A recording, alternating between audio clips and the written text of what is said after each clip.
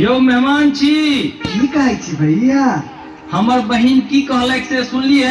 यौ महाराज, हैं अहाँ की सोहनता बुझाइए जो कर हम थूक चटिए हैं? हम अखन जब थूक चाटा लगिए त कत्ते गोरा सीख लेते तखनिए चाटा लगते। अरे जखन तू मारलही तखन ही ने सोचलही बउआ तू थूक फेंक, एकरा चाटे पड़ते। रे साथ आप जल्दी से चाट एकरा।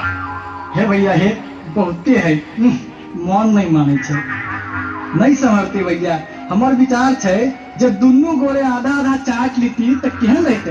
रे सार कहीं के रे, घर वाली हो तोहर आ थूक चाटिए हम, तू नहीं रखबी तो हम ओकरा दोसर बियाह कर देबे।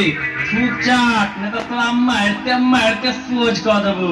बहिन हमर 1 2 3 गिनतो, ताले में चाट ले नहीं तो नहीं छोड़बो। ठीक छे भैया, कहियो गिनल है। बहिन गिनहक तो 1 2 3।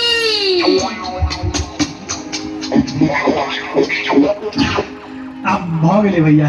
हे जनसेवा के समय खुला वाला है, कनी बिदागरी कह दियो जल्दी से।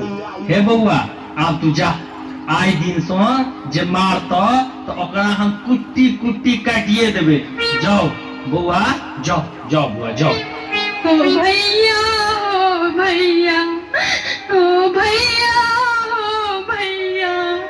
गे बउआ, गे बउआ, गे बउआ, गे बउआ। गे बौ, गे बौ, गे बौ।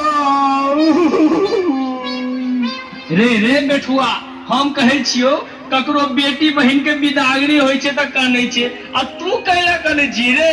ऊ कहै छै तो हमरो छाती फाट लगैया। आरो तोरी के।